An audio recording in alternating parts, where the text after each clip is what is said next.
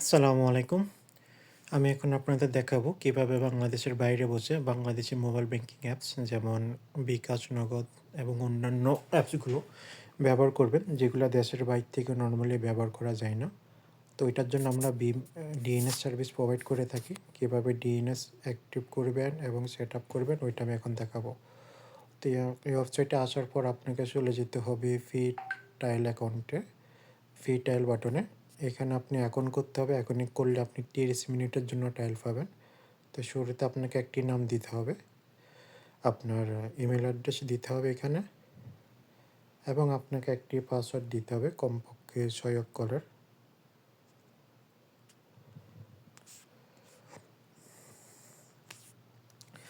Password দিলে আপনার email অ্যাড্রেসে একটি ওটিপি চলে যাবে, আপনাকে ওটিপি ভেরিফিকেশন করতে হবে। তো আমি যে ইমেল অ্যাড্রেসটা দিয়েছি আমি ওইটার অ্যাকাউন্টে চলে যাচ্ছি ওটিপি দেখার জন্য, যে আমার এখানে ওটিপি আসলো। তো এখন আপনাকে ওটিপি দিয়ে অ্যাকাউন্টটা ভেরিফাই করে নিতে হবে।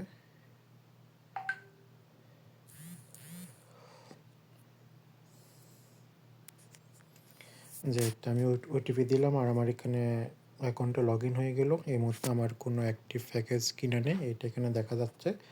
আর কোনো ডিএনএস এখানে দেখা যাচ্ছে না। এখানে 30 মিনিটের একটি টাইলড অ্যাকাউন্ট দেখা যাচ্ছে। এরপর পরবর্তীতে এখানে প্যাকেজ ইনফরমেশান দেখা যাচ্ছে, যেখানে কোনো প্যাকেজ অ্যাক্টিভ নেই। তো ইনিশিয়াল আমার অ্যাকাউন্ট হয়ে গেছে, এখন আমি ডিএনএস সেট আপ করতে পারবো। তবে শুরুতে আমি দেখাবো, এই মুহূর্তে আমার এখানে বিকাশ অ্যাপসটি আমি দেখাবো। বিকাশ অ্যাপস আমার এখানে এই মুহূর্তে ওপেন হচ্ছে কিনা। যেহেতু আমি দেশের বাইরে আছি, ওপেন হবে না, এটাই স্বাভাবিক। তারপর আপনাদের দেখাচ্ছি প্রুফ হিসেবে। আমার এখন মোবাইল ডাটা কানেক্ট আছে। আমাদের ডিএনএসটি মোবাইল ডাটা কিংবা ওয়াইফাই, আপনার কাছে যে ডাটা থাকুক না কেন আপনি ব্যবহার করতে পারেন। যেহেতু আমার বিকাশ অ্যাপস ওপেন হয়েছে, দেখুন আমি সৌদি আরবে আছি বর্তমানে। আমার এখানে সৌদি আরবের কান্ট্রি কোড দেখাচ্ছে। তো এখন আমি অ্যাপটি ক্লোজ করে দিলাম। অ্যাপসের ডাটা ক্লিয়ার করে নেওয়া ভালো। ডাটা ফুল করতে হবে এমন না, তবে ক্লিয়ার করে নেওয়াটা ভালো। প্রথমবার মিনিমাম ক্লিয়ার করে নেবেন। ওকে, অ্যাপসের ডাটা ক্লিয়ার করে আমি এটা ক্লোজ করে দিলাম ব্যাকগ্রাউন্ড থেকে। এখন এবার অ্যাডমিন ফেলে আসবেন ডিএনএসের। তো এখন আমাকে এখানে 30 মিনিটের টাইল অ্যাকাউন্ট আছে, তো ওইটা আমি এখন অ্যাক্টিভ করব। তো আমি স্টার্ট টাইলে ক্লিক করলাম। তো এখন আমার এখানে প্যাকেজের মধ্যে টাইল 30 মিনিট অ্যাড হয়ে গিয়েছে। তো এখন আমাকে উপরে যেটা দেখাচ্ছে অথেন্টিফিকেশান টু অ্যাক্টিভ, এতে আমাকে এখন অথেন্টিফিকেশান করতে হবে। ওইটার জন্য আমাকে এখানে ক্লিক করতে হবে। যখন আমি ক্লিক করলাম, দেখুন সব কিছু গ্রিন হয়ে গিয়েছে আর এখানে একটা ডিএনএস দেখাচ্ছে, হোস্ট নেম। তো হোস্ট নেম হিসেবে দেখাচ্ছে। তো আমি এটা কপি করে নিব। কপি করে আমি আবার সেটিংয়ে চলে যাব, ডিএনএসে।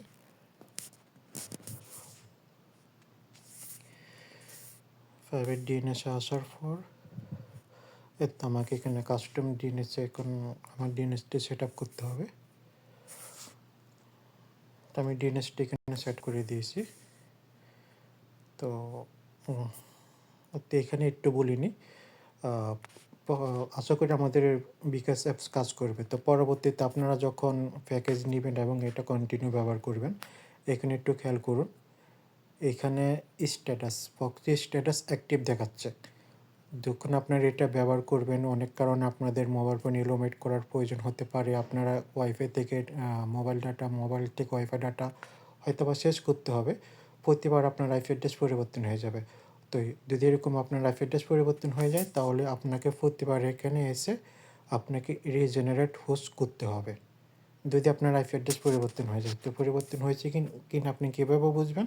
আপনি এই অ্যাডমিন প্যানেলে আসলে এখানে বুঝবেন। এখানে দেখেন আপনার হোস্ট নেম, বাউন্ড আইপি আর ইউর আইপি দুইটাই সেম। যদি দুইটা সেম না থাকে তখন আপনাকে রিজেনারেট হোস্ট নেম করতে হবে।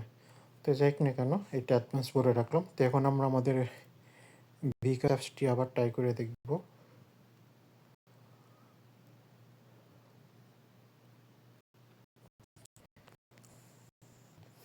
আশা করি এটি ওপেন হবে বাংলাদেশি কান্ট্রি কোড সহ।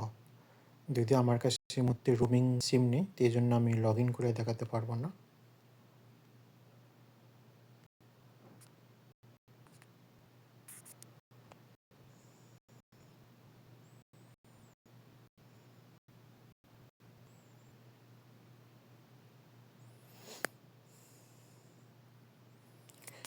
লোডিং হয়েছে, এখন আমি লগ ইনে যাচ্ছি। দেখুন লগইনে বাংলাদেশের কান্ট্রি কোড চলে আসছে। এখন আপনার যদি রোমিং সিম থাকে আপনি এখানে নাম্বার দিয়ে ওটিপি রিসিভ করে আপনার বিকাশ দেশের বাইরে থেকে ব্যবহার করতে পারবেন। তো এই মুহূর্তে আমাদের শুধু বিকাশ সার্ভিসটি আছে। আশা করি অল্প কিছুদিন আমাদের অন্যান্য অ্যাপসগুলো সার্ভিস আমরা অ্যাড করতে পারবো। ধন্যবাদ।